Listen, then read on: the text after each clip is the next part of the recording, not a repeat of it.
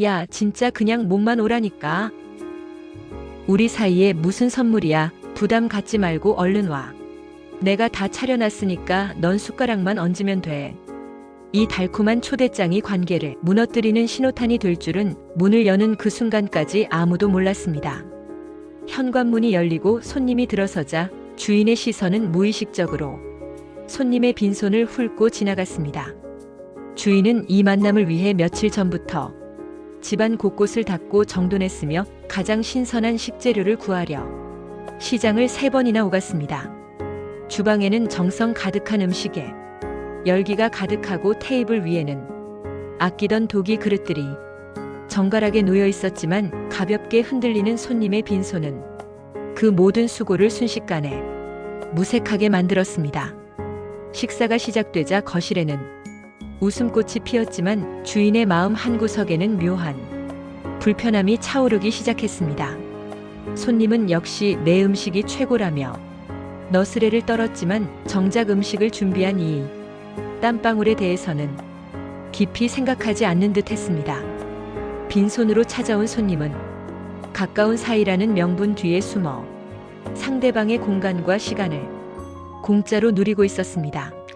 주인이 건넨 그냥 오라는 말은 초대받은 사람의 마음을 편하게 해주려는 배려였지 정말로 아무것도 준비하지 않아도 된다는 면죄부는 아니었음을 손님은 깨닫지 못했습니다.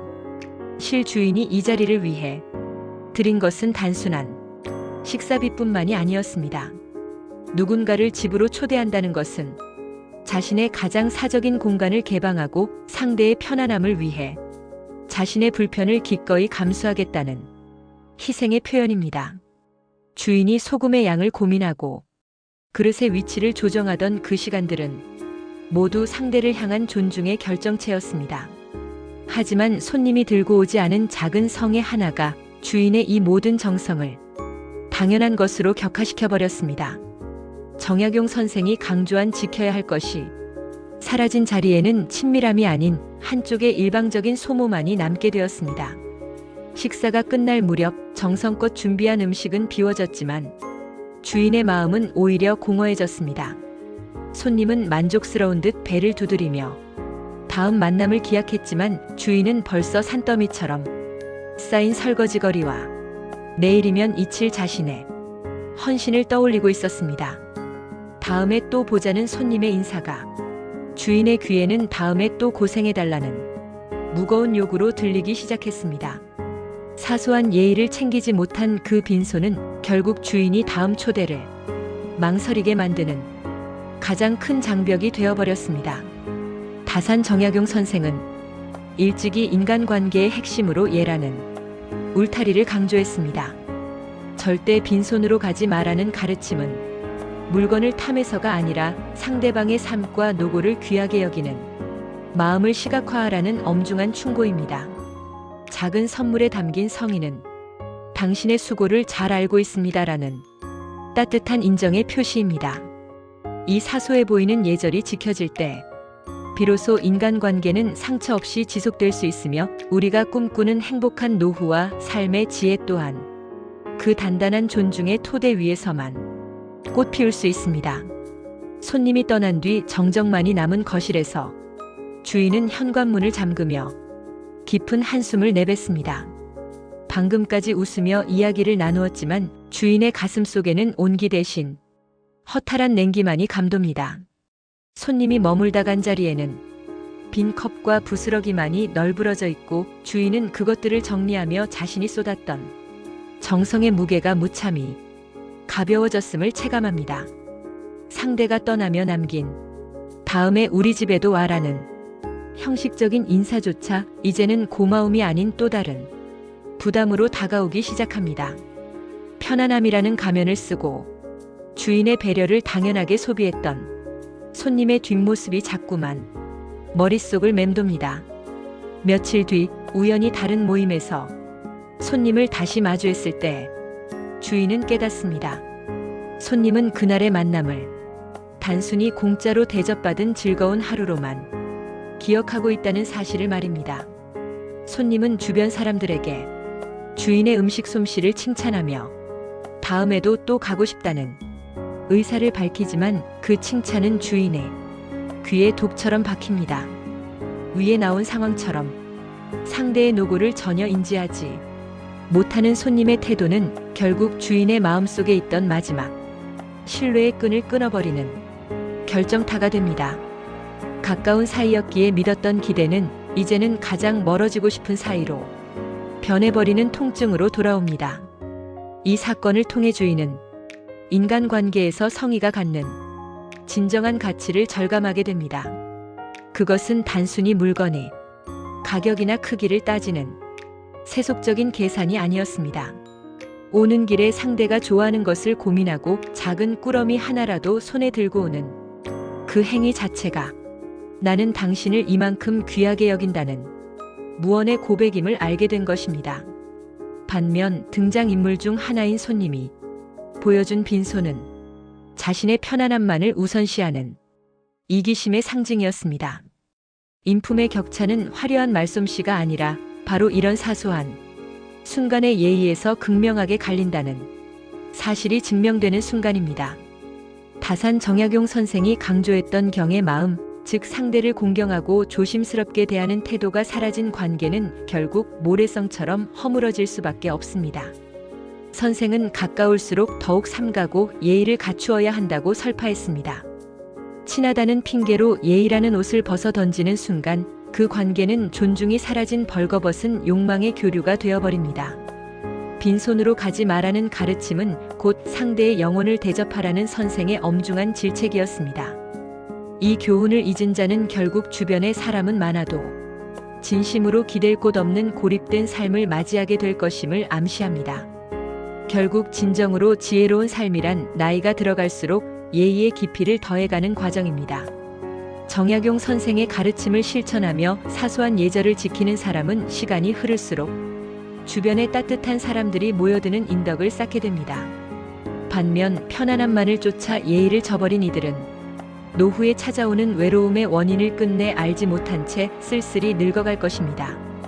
오늘 우리가 챙기는 작은 선물과 예의는 단순한 사교술이 아니라 우리의 마지막을 외롭지 않게 지켜줄 가장 강력한 보험이자 삶의 품격입니다. 며칠 뒤 주인의 집을 찾은 또 다른 지인은 앞선 손님과는 전혀 다른 모습을 보여줍니다. 그는 현관에 들어서기도 전 자신의 한 손에 들린 소박한 봉투를 수줍게 내밀며 주인의 안부를 먼저 묻습니다. 그 봉투 안에는 비싼 물건이 아니라 주인이 평소 좋아하던 차 종류나 길가에서 파는 작은 간식거리가 들어있을 뿐입니다. 하지만 그 작은 무게감은 주인에게 있어 앞선 손님이 남기고 간 공허함을 메우고도 남을 만큼 커다란 위로로 다가옵니다. 위에 나온 상황처럼 물질의 크기가 아닌 나를 위해 드린 상대의 기억이 관계의 온도를 순식간에 바꾸어 놓습니다. 두 번째 지인이 건넨 작은 성의는 단순히 물건을 주고받는 행위를 넘어선 고도의 심리적 소통입니다. 주인은 그 작은 선물을 받아들며 자신이 이 만남을 위해 쏟은 정성이 헛되지 않았음을 확인받습니다. 상대방이 오는 길에 자신의 취향을 떠올리고 기꺼이 자신의 지갑을 열어 성의를 표했다는 사실은 등장인물 간의 깊은 정서적 유대를 형성합니다. 정약용 명언이 강조하는 빈손으로 가지 않는 예법은 이처럼 상대방의 존재 가치를 높여줌으로써 그 어떤 화려한 말보다 강력한 진심의 증거가 되어줍니다. 이제 주인은 더 이상 설거지를 걱정하거나 정성을 아까워하지 않습니다. 오히려 자신을 존중해주는 이 지인을 위해 다음에는 어떤 더 좋은 대접을 할지 즐거운 고민에 빠집니다. 사소한 예의를 지킨 지인은 주인의 마음속에서 언제든 환영받는 존재로 확고히 자리 잡게 됩니다.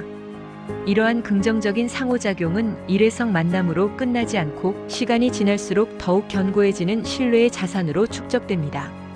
인간관계에서 가장 중요한 것은 화려한 이벤트가 아니라 바로 이런 작은 존중이 반복되며 만들어내는 신뢰의 선순환임을 깨닫게 되는 순간입니다. 지혜로운 이들은 알고 있습니다. 가까운 사이일수록 지킬 것은 지켜야 한다는 말이 결코 서로를 멀어지게 하는 벽이 아니라는 것을 말입니다. 오히려 예의라는 적절한 옷을 입었을 때 관계는 비로소 가장 편안하고 안전하게 유지됩니다. 무례함을 편안함으로 착각하는 사람들은 결국 자신의 품격을 스스로 깎아내리고 주변 사람들을 지치게 만듭니다. 반면 정약용 선생의 가르침대로 작은 예의를 소중히 여기는 사람은 나이가 들어갈수록 그윽한 향기를 풍기는 나무처럼 변해갑니다. 그 품격은 돈으로 살 수 없는 오직 세월과 정성으로만 빚어낼 수 있는 삶의 훈장과도 같습니다. 우리가 행복한 노후를 꿈꿀 때 가장 필요한 것은 넉넉한 자산보다 서로를 귀하게 여겨주는 진실한 사람들입니다. 정약용 선생이 전하는 삶의 지혜는 바로 이 지점에서 완성됩니다. 오늘 내가 챙긴 작은 성의와 예의는 훗날 내가 외롭지 않도록 지켜줄 가장 든든한 울타리가 되어 돌아올 것입니다. 사람의 마음을 얻는 법은 복잡하지 않습니다. 상대방의 수고를 당연하게 여기지 않는 마음, 그 마음을 빈손이 아닌 정성으로 표현하는 태도 하나면 충분합니다. 이것이 바로 우리가 오늘 당장 실천해야 할 가장 위대한 관계의 기술입니다. 인간관계에서의 무례함은 결코 당사자 사이의 일로만 끝나지 않습니다. 주인에게 상처를 남기고 떠난 빈손의 손님은 자신이 무엇을 잘못했는지도 모른 채 또 다른 모임에서 그날의 대접을 품평하기 시작합니다. 하지만 그 이야기를 듣는 이들은 손님의 말에 동조하기보다 오히려 그의 가벼운 처신을 보며 속으로 거리를 두기 시작합니다. 가까운 사이일수록 지킬 것은 지켜야 한다는 명제를 무시한 대가는 이처럼 본인도 모르는 사이에 평판의 균열로 이어집니다. 무례함은 소리 없이 번지는 독과 같아서 결국 자신을 환대해줄 마지막 문마저 스스로 닫아버리는 결과를 초래합니다. 시간이 흐른 뒤 빈손이었던 손님은 점차 자신을 찾는 연락이 줄어들고 있다는 사실을 뒤늦게 깨닫습니다. 자신이 초대했을 때는 아무도 오려하지 않고 자신이 가고 싶어 했던 자리에서는 교묘하게 제외되는 경험이 반복됩니다. 그때서야 그는 정약용 선생이 강조한 예의 실체를 마주하게 됩니다. 상대의 호의를 권리로 착각했던 오만함이 얼마나 많은 인연을 갈라놓았는지 깨닫지만 이미 식어버린 타인의 마음을 되돌리기엔 너무 많은 시간이 흘러버렸습니다. 관계의 골든타임은 상대가 나에게 정성을 쏟아줄 때만 유효하다는 비정한 진실을 마주하게 된 것입니다. 정약용 선생은 스스로를 닦는 것이 모든 관계의 출발점이라고 말씀하셨습니다. 남이 나를 어떻게 대접해주기를 바라기 전에 내가 먼저 상대를 어떻게 대접하고 있는지를 살피는 것이 삶의 지혜입니다. 빈손으로 가지 않는 것은 상대방의 주머니를 채워주기 위함이 아니라 나의 인격이 천박해지지 않도록 스스로를 경계하는 행위입니다. 선생의 가르침은 결국 나라는 존재의 품격을 유지하기 위한 최소한의 안전장치였던 셈입니다. 상대를 존중하는 예법을 갖춘 사람만이 비로소 타인으로부터 진정한 존경을 이끌어낼 자격을 얻게 됩니다. 이러한 지혜는 단순히 개인의 처세술을 넘어 다음 세대에게 물려주어야 할 가장 귀한 유산이 됩니다. 부모가 지인들을 방문할 때 작은 정성을 챙기는 모습을 보고 자란 아이들은 사람의 마음을 얻는 법이 결코 화려한 언변이나 돈에 있지 않음을 자연스럽게 배웁니다. 위에 나온 수많은 가르침 중에서도 예의를 갖춘 성인은 대대손손 이어져야 할 인간관계의 정석입니다. 자녀들에게 재산을 물려주는 것보다 사람 귀한 줄 알고 예의를 지킬 줄 아는 성품을 길러주는 것이야말로 가장 완벽한 노후 준비이자 교육의 완성입니다.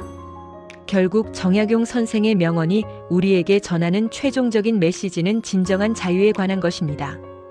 예의를 지키는 것이 처음에는 불편하고 번거롭게 느껴질 수 있지만 역설적으로 그 예의라는 울타리 안에서만 우리는 상처받지 않고 자유롭게 교류할 수 있습니다.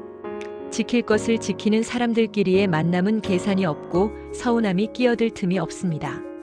행복한 노후란 바로 이런 격조 높은 사람들과 함께 늙어가는 축복입니다. 오늘 여러분의 손에 들린 작은 정성 하나가 훗날 여러분의 삶을 가장 따뜻하고 풍요롭게 만드는 기적의 열쇠가 될 것입니다.